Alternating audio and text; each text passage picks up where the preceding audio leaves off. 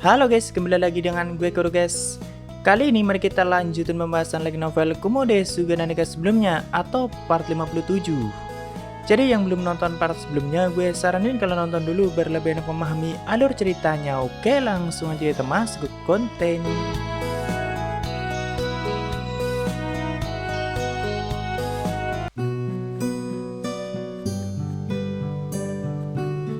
Di sini kita lanjutin perspektif Sun sebelumnya guys. Di mana saat itu pihak aliansi sudah mulai bertarung melawan Di, walaupun baru Sophia dan Fred yang maju dan merekalah yang mampu memberikan perlawanan pada Di.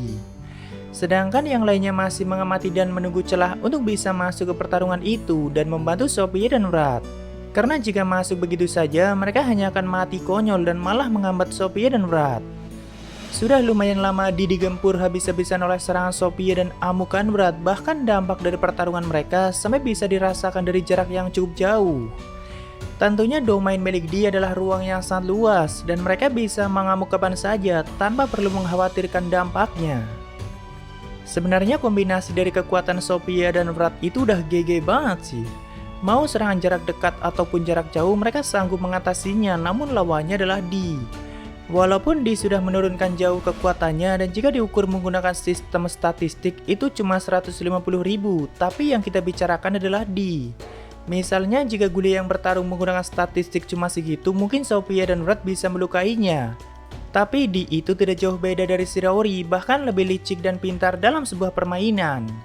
Ya, ngebaca pertarungan itu sebagai sebuah permainan, soalnya mungkin Di juga melihatnya seperti itu dan cuma sebagai hiburan untuknya. Intinya kan pihak aliansi harus bisa mengalahkan Di, maka keinginan mereka semua akan dikabulkan. Bahkan Di akan melakukan yang terbaik untuk itu supaya tidak ada pihak lain yang dikecewakan. Namun kalau kita menyimak pendapat Shirouri selama ini, Di itu sangat benci dengan kekalahan guys. Dalam hal apapun. Walaupun dia cuma menggunakan statistik 150.000, tapi seorang Di itu tidak akan mau kalah. Sebagai contoh dulu pada saat Shirouri sering main ke Jepang dan bermain game dengannya, Di itu tidak pernah sekalipun membiarkan Shirouri menang. Begitu juga kalau dia sedang bermain game online-nya, Di tidak pernah kalah sampai menjadi nomor 1, padahal karakter gamenya cuma pria botak. Dan juga di kehidupan sekolahnya, Di selalu menjadi yang teratas dalam bidang apapun. Bahkan dari segi kecantikan juga tidak ada yang bisa menyainginya. Dari situlah Shirouri menyadari sifat Di yang tidak mau kalah dalam hal apapun.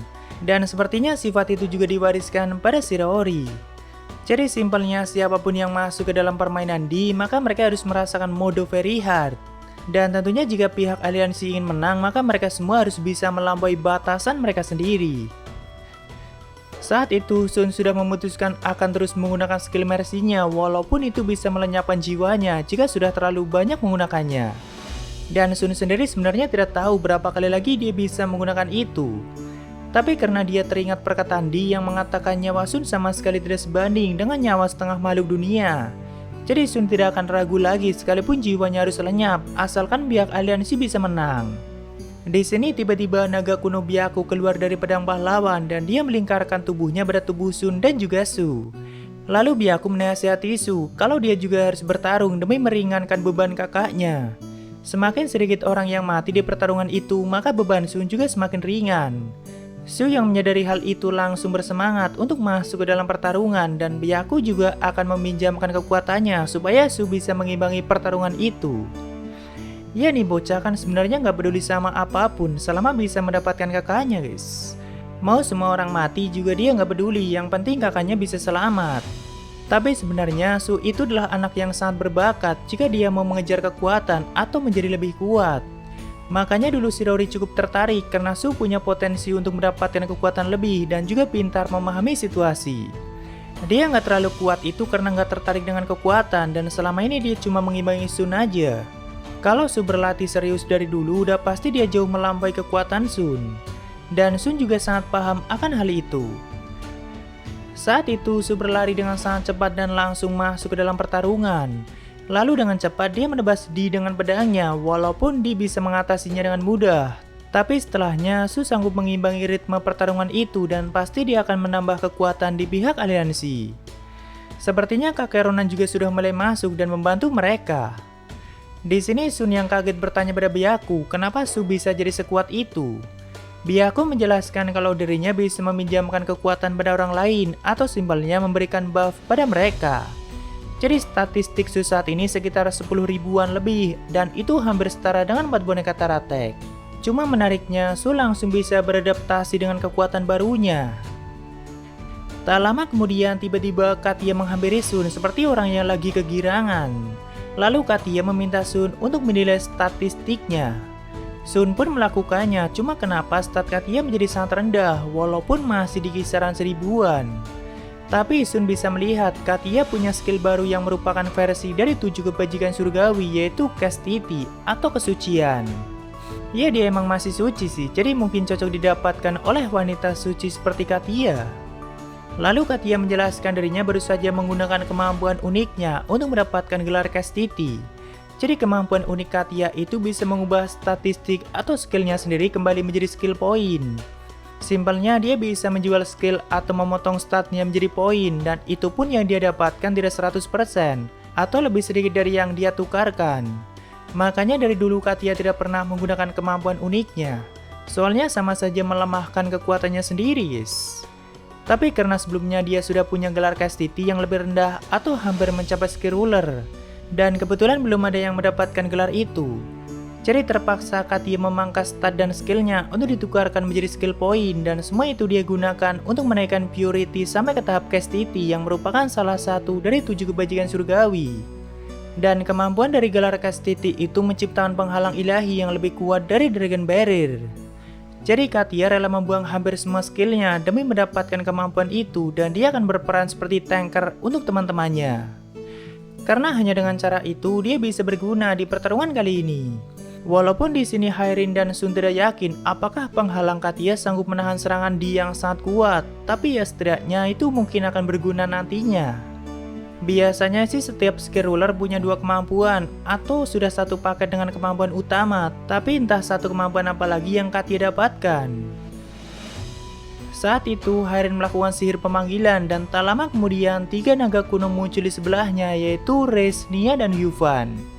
Jadi sebelum Hairin pergi ke labirin sebelumnya, dia sudah melakukan kontrak lebih dulu dengan 3 naga kuno. Karena jika terjadi sesuatu kan Hairin bisa langsung memanggil mereka bertiga, dan ternyata kontrak itu memang berguna.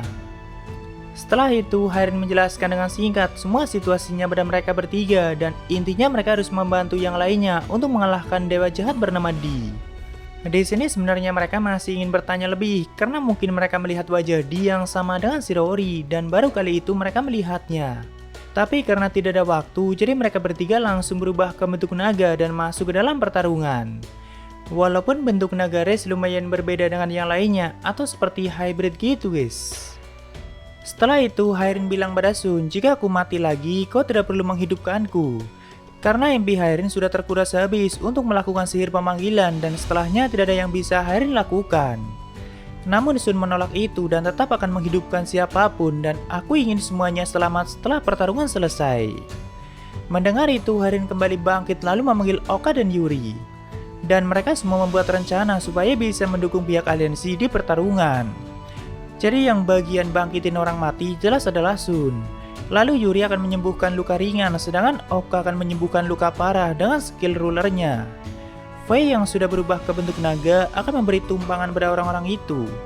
Dan di saat mereka sedang menyembuhkan atau membangkitkan orang mati, Katia akan menerapkan pelindung ilahinya. Kalau untuk Hairin sih jadi tukang instruksi aja. Tapi masih ada satu orang lagi yang cuma diam seperti patung, yaitu Yugo. Walaupun dia punya 2 skill ruler yaitu Lust dan Greed, tapi 2 kemampuan itu tidak akan berguna di pertarungan kali ini. Soalnya kemampuannya adalah mencuci otak dan satu lagi mencuri skill lawan yang berhasil dia bunuh. Tidak mungkin itu dilakukan pada Di, dan tidak mungkin juga Yugo masuk ke dalam pertarungan. Tapi walaupun begitu, Hairin dan Sun tetap mengajaknya dan naik ke punggung Fei untuk ikut menjadi support mereka. Ya intinya orang-orang ini akan mensupport dari kejauhan, sedangkan yang bertarung secara langsung adalah Sophia, Wrath, Su, Kakek Ronan, dan 4 naga kuno termasuk Byaku yang saat itu bergabung dengan tubuh Su. Akhirnya mereka pun dibawa oleh Fei mulai mendekati pertarungan, dan Oka Sensei mulai mengaktifkan skill rulernya yaitu Charity. Itu adalah salah satu gelar 7 kebajikan surgawi yang dulu milik Shirori guys. Kemampuan dari Charity adalah regenerasi super cepat, tapi yang mendapat efeknya adalah semua orang yang dianggap Oka sebagai sekutunya. Jadi semua orang di pihak aliansi punya regenerasi super cepat selama Oka masih mengaktifkannya. Makanya dulu Kumoko bilang itu adalah gelar yang tidak berguna karena Kumoko tidak punya sekutu. Tak lama kemudian mereka bisa melihat kemunculan dua Queen Taratek, lalu setelahnya diikuti oleh banyak jenis Taratek lainnya. Bagi Sun itu sangat menakutkan dan untung saja Ariel ada di pihak aliansi. Tentu Ariel lah yang sudah mensummon mereka dan itu langsung dua Queen Taratek secara bersamaan. Pastinya energi Ariel juga sangat terkuras. Makanya Riel, Viel, dan Ael tidak pernah menjauh dari Ariel dan terus menjaganya. Saat itu pertarungan semakin gila, dia terus diserang dari semua sisi dengan serangan yang sangat dahsyat. Tapi bahkan setelah beberapa lama, dia sama sekali belum terluka dan dia sanggup mengatasi semua serangan itu. Dan sepertinya dia cukup menikmati itu, tapi tidak untuk aliansi yang semakin dibuat panik. Tapi selanjutnya kita lihatnya dari sudut pandang naga kuno Reis, guys. Di sini Reis menceritakan kalau semua naga kuno sebenarnya adalah kegagalan dari naga sejati yang asli. Hampir kebanyakan naga kuno dulunya adalah hasil eksperimen Potimas yang gagal atau kita sebut saja sebagai Chimera. Lalu mereka berkembang akibat adanya sistem. Kecuali Reis sendiri yang langsung diciptakan dari DNA Potimas seperti halnya Ariel. Jadi bisa dibilang mereka berdua adalah kakak adik dan ayahnya adalah Potimas. Yang berarti juga Reis dan Ariel adalah kakaknya Oka Sensei. Nah, dulu kan pernah dijelaskan kalau para Chimera mendapat perlakuan yang sangat kejam dari semua orang di masa lalu. Kalau para anak-anak Chimera yang masih menyerupai manusia diasuh dan hidup bersama Dewi Sariel. Sedangkan untuk para Chimera yang sosoknya udah nggak karuan bahkan diperlakukan seperti layaknya binatang. Tapi untung saja ada Guli yang menyelamatkannya dan melindungi mereka sampai bisa menjadi naga kuno seperti saat ini. Tapi dengan sosok dan perilaku mereka yang seperti itu, mereka kesusahan untuk berinteraksi dengan orang lain. Walaupun ya sering berkembangnya sistem, mereka bisa berubah ke bentuk humanoid. Tapi di masa lalu para naga kuno memilih untuk menjaga keseimbangan dunia ataupun ekosistem demi bisa membantu Gulie. Mereka pun memutuskan untuk berpencar dan mencari wilayah untuk dijaga dan ditinggali. Nia sebagai naga es menjaga wilayah perbatasan dan Yuvan menjaga gurun yang tercemar, lalu Iena menjaga laut dan begitu juga yang lainnya. Punya wilayah masing-masing, tapi tidak untuk Byaku dan Reis. Karena tidak ada wilayah yang cocok dengan kemampuan utama naga gelap. Reis diberi tugas untuk menjaga pedang Raja Iblis dan tinggal sangat lama di dimensi yang sangat berbeda atau dimensi Ciptandi di mana waktu sudah tidak berlaku. Kemampuan Reis sendiri semuanya berhubungan dengan atribut gelap seperti root, korosi, dan abyss magic. Simpelnya semua serangan Reis itu langsung merusak jiwa lawan dan itu seperti counter bagi para dewa. Tadinya sih Reis disiapkan untuk mencegah penyerangan dari dewa lain dari luar dunia itu, seperti ras dewa naga yang sering menginvasi dunia lain misalnya. Mengingat kemampuan Reis seperti itu dan juga pedang Raja Iblis juga disiapkan untuk hal itu. Walaupun seiring berjalannya waktu, Reis mulai sadar kalau tidak ada dewa lain yang berani mendekati dunia baru. Soalnya para dewa takut pada keberadaan Di, bahkan mereka tidak berani mendekati dunia yang ada campur tangan di dalamnya. Gulie sih yang menceritakan itu, kata Reis. Nah, dengan begitu Reis merasa kalau keberadaannya selama ini tidaklah berarti dan tidak ada yang membutuhkan kemampuannya. Tidak seperti saudaranya yang lain. Bahkan jika memang ada dewa lain yang menyerang dunia baru, Reis juga merasa tidak mungkin bisa mengalahkan mereka walaupun semua kemampuannya bisa merusak jiwa. Ya, pokoknya Ninaga merasa kalau hidupnya selama ini sama sekali tidak berguna, guys. Nah, di pertarungan inilah untuk pertama kalinya kemampuan Reis sangat dibutuhkan dan Reis merasa sangat senang. Saat itu dia sudah masuk ke dalam pertarungan dan sedang menunggu celah untuk memberikan serangan pada Di. Tak lama kemudian dia akhirnya akan memberikan serangan langsung pada tubuh Di, tapi dengan cepat dia langsung menebas tangan Reis dengan pedangnya. Namun untung saja akibat buff dari Oka-chan, luka di tangan Reis langsung kembali pulih, walaupun di saat yang bersamaan dia juga mengayunkan pedang di tangan yang satunya dan tidak mungkin Reis bisa menghindarinya. Tapi dari arah lain Sophia berhasil menahan tebasan itu dengan pedang besarnya. Tidak hanya itu, bagian bawah tubuh Di juga Sophia bekukan, lalu setelahnya Reis yang punya kesempatan memberikan tendangan yang sudah dia lapisi dengan atribut gelap. Tapi dengan cepat Di langsung melepaskan diri dan menjauh dari mereka berdua. Saat itu semuanya memahami kalau kemampuan Reis mungkin bisa memberikan luka pada Di, karena untuk pertama kalinya Di berusaha menghindar hanya dari serangan kecil seperti itu. Padahal sebelumnya dia tidak mau repot-repot menghindari serangan yang lebih dahsyat dari itu dan lebih memilih menerimanya langsung lalu menyerang balik. Karena dengan statistik di saat ini dia bisa sembuh dalam sekejap walaupun menerima semburan dari sang ratu sekalipun. Oh ya, jadi ternyata selama di bertarung dia menggunakan pedang ganda di kedua tangannya guys. Mungkin pedangnya sangat keren sih, tapi sayangnya nggak ada ilustrasinya. Di sini pihak aliansi mulai memikirkan rencana untuk memberikan celah pada Reis supaya bisa melancarkan serangan terkuatnya pada Di. Semuanya mulai bekerja sama dan saat itu Reis melihat Di terkena semburan nafas 2 Counter Attack. Jadi Reis langsung melompat masuk dan berniat menyerang Di, tapi ternyata dia salah perhitungan atau terlalu gegabah. Karena Di sengaja menerima semburan sang ratu dan setelah Reis mendekatinya, Di mengayunkan pedangnya dengan kecepatan yang luar biasa. Harusnya tubuh Reis sudah terpotong oleh pedang itu, tapi ternyata tebasan itu menembus tubuh Reis dan sama sekali tidak melukainya. Jadi di saat yang bersamaan, Dustin yang sudah siuman mengaktifkan skill harmoni pada Reis dan itu membuat tubuh Reis bisa ditembus oleh objek apapun. Makanya pedang Di hanya melewatinya, tapi tentu itu hanya memberikan efek sesaat. Setiap skill ruler akan memberikan 2 kemampuan. Contohnya Sophia yang bisa menyegel skill lain dan juga mendapatkan Divine Skill atau Wrath dengan kemarahannya dan juga Battle Divinity. Nah, begitu juga dengan Dustin yang punya keabadian dan skill yang tadi dia gunakan yaitu Harmony. Walaupun saat Dustin mengaktifkan Harmony ada harga mahal yang harus dibayar seperti halnya Mercy milik Sun. Di saat Dustin mengaktifkan Harmony, juga ikutan mengaktifkan skill keduanya dari gelar Last atau Greed. Dan itu menaikkan stat Reis dan semua temannya jauh lebih tinggi untuk sementara waktu. Tapi sebagai gantinya stat Yugo sendiri telah dikorbankan. Tentu pukulan Reis yang sudah dia lapisi atribut gelap meledak dengan dahsyat di tubuh Di. Walaupun setelahnya Di langsung menebas Reis kembali, tapi lagi-lagi Dustin mengaktifkan harmoninya. Tapi pasti itu memberikan beban yang sangat berat pada jiwa Dustin dan mungkin dia tidak akan sanggup menggunakannya lagi. Saat itu benang sang ratu juga sudah menjerat semua tubuh Di, lalu Nia melapisinya dengan es yang sangat kuat. Ditambah dengan Root of Evil milik Sophia, tapi itu saja masih belum cukup untuk menahan gerakan Di. Karena seketika benang dan es yang menahan tubuhnya bisa dia hancurkan semuanya, bahkan setelahnya Sophia menerima tebasan dari pedang Di. Tapi setelah itu juga, angin mematikan Yuvan menerjang tubuh Di dan menghentikan gerakannya.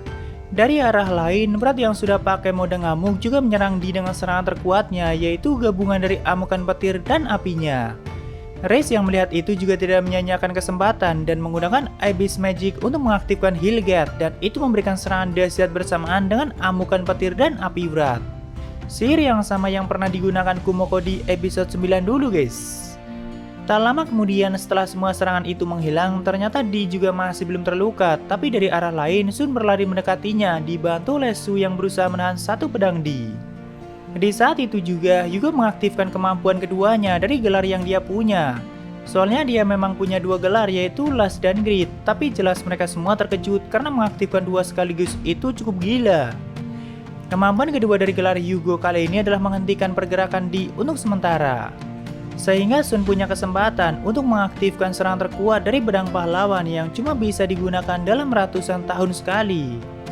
Dikatakan kalau kekuatannya bisa membunuh seorang dewa sekalipun, walaupun ya itu pedang juga Di yang menciptakannya. Saat itu kilauan cahaya yang sangat dahsyat mengenai tubuh Di secara langsung, bahkan mereka berpikir dengan ini pasti kita telah menang.